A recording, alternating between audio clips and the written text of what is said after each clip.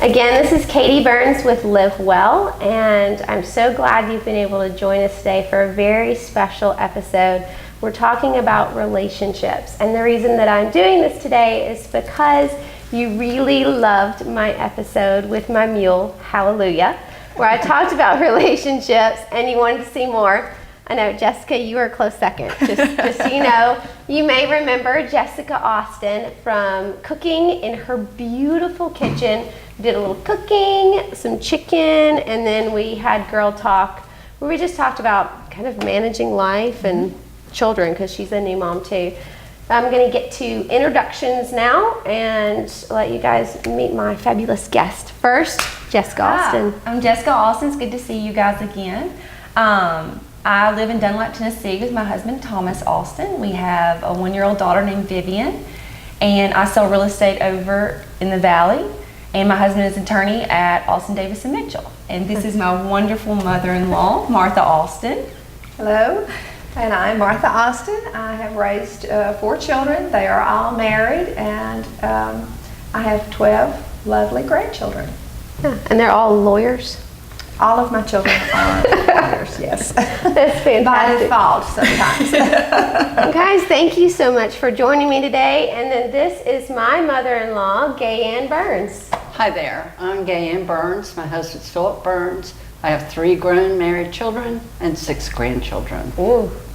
And you love the Tennessee Vols. Yeah. Where were you? I will sing Rocky Sock later when I get more.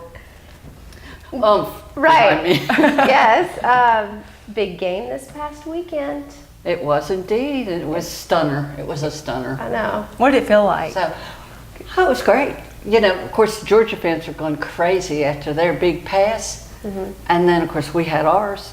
And there was nothing for about 4 seconds because everyone was stunned, both sides. I'm it was sure. wonderful. And I'm looking forward to going to A&M this weekend. It's going to be fun.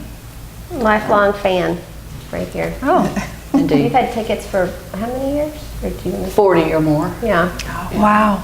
Yeah. You still go. Oh, yeah. And today, again, we're talking about relationships. And where I want to begin, this is just an informal discussion about how to, manage your family life and keeping your own personal interest. How have you guys, we have such a wonderful opportunity here to get wisdom from people that have managed this over the years. And I know you've done so much for the community. How did you manage that and family? Well, I think what you're asking is focusing on the family while you're dealing with other things in your life. Yes. Well, I think generally what I focused on was things that my children and my husband focused on. Okay. If I was involved in the community, it was either in a medical sense, as my husband's a doctor, mm-hmm. or if I taught Sunday school, I taught my children's Sunday school class. If I did mm-hmm. Girl Scouts, my children were involved. I did swimming. Mm-hmm. And so I was always staying with, in their realm of what they like to do. Yeah. And I got involved that way so that they were always a part of whatever I was doing, mm-hmm. and very supportive. Mm-hmm. So. Wonderful. I didn't think about that. I wholeheartedly agree. Yeah. Sometimes that means delaying some of the things that perhaps you might be involved in at a later time in life, or sometimes it means saying no. But I think it's very important that you focus on what your children are involved in, what your husband's involved in, to be supportive and to help them, mm-hmm. help the whole family mm-hmm. work together. Yeah, that's really good advice. It's really good advice. I didn't think about it that way. I'm trying to think right now if I'm matching that. In my head, I'm starting to calculate. Am I doing that? I think sometimes you can be selfish and want to do, want to volunteer for things that you want to do personally. And it may not be what your husband does or your child is involved in, but it's something to make sure you do. Yeah, I mean, David's not really going to do TV. Jessica, you could still. I was very involved with the symphony and opera. Needless to say, my children can't sing, Right. But they got involved with going to the performances and then understanding when I left the house and said, Mommy has a symphony meeting, or Mommy has an opera meeting, and it's important to our community that we keep a symphony. And I always told them why I was doing something. And if it wasn't there, it was always a key thing to say, Daddy's not here because he's saving somebody's life. They were fine with that. Right. Yeah. You know, it's okay if Daddy missed your ballet recital because he was taking care of someone. And I think it's all in the way you present why your spouse isn't there in a positive way. Right. Exactly. It's very important. I also had a great support system through my mother-in-law. My mother was sort of tired of raising children because I'm the 8th of 10 children. Oh my goodness. So, and she was, she was older when I had my children. But my husband was an only child. And so my mother-in-law was more than happy to keep my children and to, especially with the first and the second one. By the fourth one, not so much, but happy to help me to do some things that I wanted to do. Happy to help us always. Yeah. Always. And along that line, Martha's always, if she doesn't have anything planned, she's always willing to keep the kids because she really pushes to do stuff with your spouse, with your husband or wife, whatever it may be. Right. And she's very helpful with that. And I think that's very important. And she's really pushed that, you know. And just along the lines of with hobbies, even. If Thomas likes to do horse riding, then I need. He rides too? He does some, not as much as he used to. Okay. But I would probably want to learn a little bit. You know, I do that, but You learn go a to bit come more. ride with me in Yeah. Hallelujah? Yeah. Maybe I can take him for a ride and borrow him.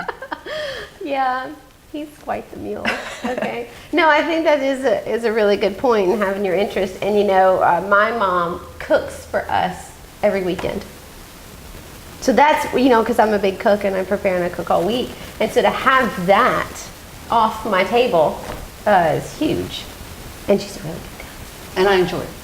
Yeah. I really enjoy it. But I think what Martha said is really important, and what Jessica said about Martha. It's so important for you, from the time your children are really young, to see that Mommy loves Daddy and Daddy loves Mommy, and Mommy and Daddy need their time. Absolutely. And that's because they learn that. I commend my oldest son, the day he got married, came down the aisle and he leaned down, Joe, he leaned down and he said, "Thank you for showing me what a good relationship is." That's wonderful. So Well, that's something I think it's important Yeah. that you let your children know that you love your spouse. And I think it's important for mothers to recognize their spouse to their children. My mother would say things to us like, if there was one piece of cake left, save that for your dad. He worked so hard for us. So she was always affirming how hard he worked to take care of us, just like what you were saying about Exactly. saving someone's life. Exactly. That it was they might not be there every minute, but they're providing for us. I have difficulty with younger generation saying, well, my husband's not going to be at the recital, or he's not going to be at the 2-year-old swim meet. Really? He doesn't need to be. He doesn't need to be. And Sarah was an excellent swimmer, and he would pick 2 swim meets a year that he would go to. Because there were a lot. So he could, there were a lot. But he would pick 2, she would agree. My gosh, they were always her best meets. And she was pumped for it, but she understood why he wasn't at the other 20. Right. Yeah. Right. I think a key thing that I'm hearing here is affirmation. In relationships, it's really important to affirm each other and affirm your spouse and be encouraging and speak words of love. Do I feel like that's kind of congruent with what you guys are saying?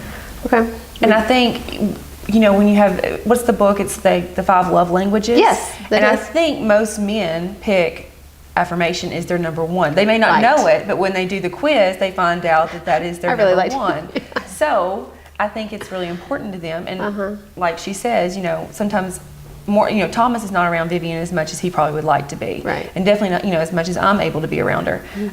But when he is, it's very important, that she knows and gets to spend a lot of, time with when he is there. Yes. And they get their alone time and that kind of thing. I think that is good too. And you guys at home, that book is the 5 love languages. Yes. And they have different variations of those for different relationships. It is a nice book. It's nice to just kind of reflect on how you operate, what you like to receive, and the kind of person that you are. Like if you're more of a giver, it's just good things to know. It's a good book. I found that I liked them all. Them all. Oh, what's you gonna do if you're an only child? Shocking. But that leads me to this next topic. I am an only child. I don't have any siblings, but all of you had siblings, and all of you, well, you don't have multiple children, but you two have multiple children. One thing that I really see is important in today's society is creating unity among the children and really instilling that importance of family. I can know some things that you're going to say right off the bat, but can you think of something, or can I just talk for you? Well, you kind of can, but basically, I see having siblings as a blessing. Yes. It just multiplies the love in the family. So look at it as a blessing. Support each other, respect each other. No matter if you have differences, you will have differences because you were all raised differently. What you have in common is the siblings themselves. And mine were raised with hearing, you better be good to one another. When Daddy and I are gone, you're all you have. And they took it to heart. They did. They all really have took really it to heart. They have a tremendous relationship. There's not anything any of them would not do for the other. It's true. And that's true. Okay, now I'm going to add. Okay. You constantly remind us to remember them. Yeah. Remember their birthday. Have you called them? This is going on in their life. You need to get together with them. We're all getting together. I expect you all to be there. There's just a constant push for that direction so that we don't get out of focus and out of line and into our own little world. You keep us mindful of that, and I think that's been really important, in my opinion. I think my greatest accomplishment is how much my children love each other. They do. They really do. I really do. It's wonderful. I really do. And I think mothers are key. I won't say fathers They are not, are. but mothers are Yep. key to that. My mother would always say to us, I want peace in my family. Above all else, I want peace in my family. And actually, I was 5 years old when I had my first in-law, So I've dealt with in-laws and family members practically all of my life. Wow, you have. Yes, and if there were moments of tension, which of course there are moments of tension, my mother would say, I want peace in my family. And what's important is, your relationship with your sibling, and I want peace in my family. And we have to, and we are extremely close. We get together, there's 10 of us, and we get together probably 4 or 5 times a year. Oh, All how 10 of us. special. That is. Yes, That really and is. Wow. I mean, not that she's not close with her brothers, but she is very close with her sisters, and they have quite a connection. And it's really funny to see them together. They all have their different personalities, but they're a lot alike on some areas. And they live all around, I'm guessing. They're not Close. local. Close. Are they local? Yes. Yes, we live close, Oh, you do? Yes. See, I didn't Yes. realize that. everybody lives in Whitwell, right? except for me and for my brother Joe that's in Huntsville. Yes. That's neat. And we get together a lot. It is. That's neat. Now, what about you? You have a brother. I do have a brother. We were 3 years apart. So for, up until high school, we probably fought. Well, I loved him, but he was my younger brother, and Yeah. we always we're so different. But that's okay. Yeah. But now he has a daughter who is 5 months older than Vivian, and so we're definitely able to relate to each other more and understand each other. Because you have that commonality. Yes, and it's a stronger bond now Yeah. for sure. And you said to me the other day when we were talking that you really respect him, watching Yes. him with his child. Yes, I do. You know, I mean, I think of my brother as my little brother who was always, you know, Yeah. the goofy one or, you know, into something. Uh-huh. And you don't really, I guess, picture him as a grown man with a child, you know, because he's still my Right. little brother. But watching him with her, I mean, he's a fantastic father, and she's really close with him. So it's Well, really special. That is neat, and I appreciate everything that you guys have shared. And from my perspective, what I know everybody is just waiting for me to talk about, because they ask me this all the time, is Katie, you not only live near your in-laws, but you work with them. How does that? 100% of the time I get asked that, and I just say, you know what? I'm really blessed that I walked into a family that said, don't get the joke out. You had that sign that said, welcome home.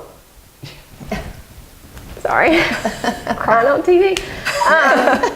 But I just think that was, The moment she yeah, married David, she became my child. yeah. And I think that's how you have to think of And it. she's my child. Yes. Yeah. We don't have edits for tears. Me and Katie have talked about this. It was hard for us both, you know, not coming from Dunlap or from Pikeville, Yeah. and moving here and not really having family here, you know, Yeah. or close friends, and so it was really hard for us. But I think The family just took us in. Yes, you know, Yeah. Thomas's sisters and his mom. We're not perfect, but we get along. I think I just kind of fit right in. You Oh, know? they were such help. You were always telling me, like, I just called them for this, for Vivian, and for asking about it, and I wouldn't know what to do. they were huge. You've got to understand, though, that as the other siblings married, I think my 3 children married very different people. They came from very different backgrounds. And so Katie has to understand why Amy does this, Right. or that's peculiar, we would never do that, you know? Or why Matt does this Yeah. over here. Yeah. Well, they don't understand some of the things she does either. No. And Sure, you they just, think this- somehow you ought to have to say, well, okay. And they have Yeah. very different parenting styles. Yes. Sure. All of them do. And you just have to learn to accept that and say, everybody's different. They're their children. Right. Right, exactly. They're going to have to live with what they parent. So you go with it. Yeah. But you will find yourself being, they're critical of each other's parenting styles, or you know, what they choose to emphasize in life. That will happen. But you got to understand that's their choice, not Right, mine to right. make. And when Thomas being the youngest, and he has 3 sisters, you know, I think they all 3 different. I mean, they're all 3 different, and they all parent and, you know, similar, but also different. So I just kind of take all that into, you know, account, and then we just kind That's a sign of of- we just kind of soak it all in. And when we get to that point, once Vivian starts doing something, it's like, hang on now, when, you know, this child was going through this, what did they do? And then we kind of work with what Vivian's doing. You know, is she going to do well with this, or is she, you know, is going to do better with this way? So Yeah. it's just. When Katie had her baby, I just told her to listen to everybody. And even And though not- it is the stupidest thing thank you've you. ever heard in your life, store it in the back of your head, Yeah. because there's going to be some night where you're going to go right down the list trying everything, every stupid thing that anyone said, Every day. trying to get it to work. Didn't I tell you No, that? it's true. And you also said to smile and nod. Thank you. That's wonderful. Yeah. But it is, you want to walk in, you know, to a situation where just trying to accept the differences Exactly. of who is, because bottom line, this is family, and there are times where you have to express things, you know, sometimes say that's not really working for me, or that's not something that I'm going to do, but still maintaining a respectful Yes. Exactly. situation. When I'll never forget this, when it was our rehearsal dinner, and we've always, I mean, gotten along. We've never, you know, I love her to death. Yeah. I've been very blessed to have a mother-in-law. But at our rehearsal dinner, she got up and made a speech for the family, and it wasn't necessarily towards Thomas; it was towards me, and it was the fact that I guess that she has heard stories from other mother-in-laws, you know, and there was a wedge put between family and their spouse, Yeah. and that that doesn't need to happen, you know. And so her speech was towards me that she wanted to be a great mother-in-law and that she wanted to, you know, respect me and be there for our family and support us. So that was very special to me. That's powerful. Yes. And I told her I gave her my darling baby boy. You know, and you The baby. boy. now you hear a lot about that because I married, you know, the baby boy also, and you hear that there can frequently be conflict with that, and that was not the case here either. And I don't know if it's because we have so many similarities. You know, David always says, you guys share a brain. What we have the most common is we both love David. Yes. And we both recognize that. Sure. And I'm Yeah. so happy that you love him and he loves you. Absolutely, And, that's what you you know, want. that to me that warms my heart. Right. Yes. That's what you really want to see is, you know, it would be hurtful to see if I wasn't kind. That would Exactly, be hurtful. because I mean, you know, Thomas, David, they love their family, and I Yeah. would never want to create that wedge because then it's No. going to cause conflict between me and Thomas. Yes. And Exactly.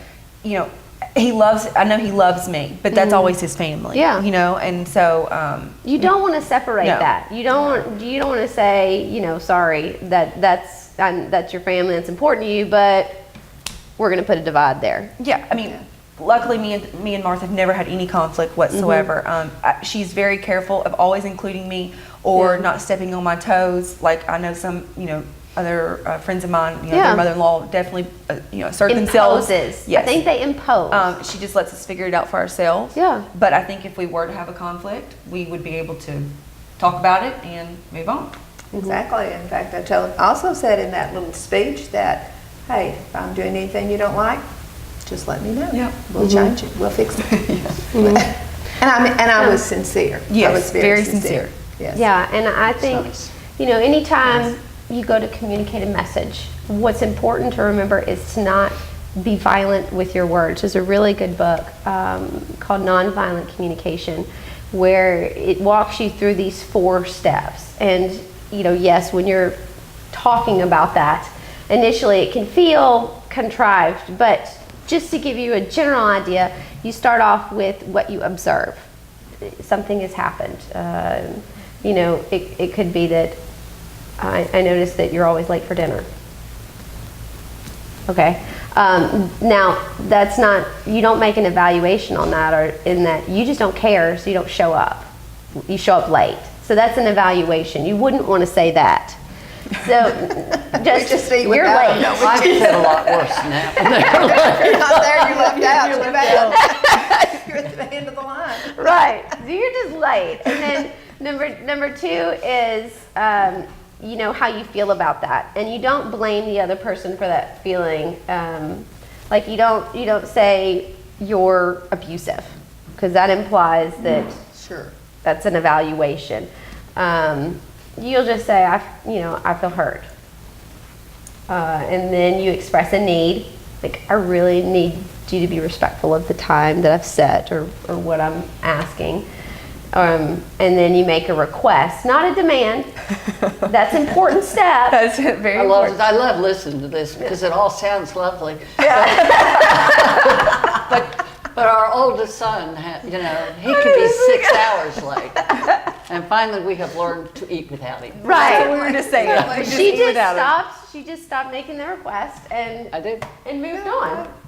You may have a piece of chicken and you may not. I'm not going to worry about it if you're late. Yeah, so you That's just your problem. say that and go on, right? Exactly. It's been a lot better since I gave up. Yeah. Well, you just understood that that's just not in his wheelhouse. He's, you know, extremely successful, top executive with Oh, he's Verizon. always in the moment. He's very sincere. And when- And he means he's going to be there at 6. but it just doesn't happen. But it may be the next morning at 6 a.m. You know, I mean, We love you, Joe. You're not watching this right now because you don't live here and you're not on Facebook. we But adore him. if you ever happen to catch this, We adore we him. look forward to seeing you at Thanksgiving. We'll be on time. We're going, you know why? We're going to his house. So it'll work this year. Yes. Okay. Y'all are going to his house? Dinner Yes. will be late. Oh, wow. So he'll be there. Yeah, he'll be there. Good. We'll be on time. We're always on time. Are you going to show up late? No. Okay, so we're going to keep talking because we have more to talk about. Okay. But this is going to conclude, part 1 of this little relationship series, and we're going to come back in just a few minutes and continue. Thank you for tuning in to Live Well today. I want to thank my guest, Miss Martha Austin, Jessica Austin, and my mother-in-law, Gayanne Burns. We've had a really good time speaking with you today about relationships, and we're going to continue this discussion next week, so I hope you will tune in. And in the meantime, I hope that you will take time to live well. Thank you.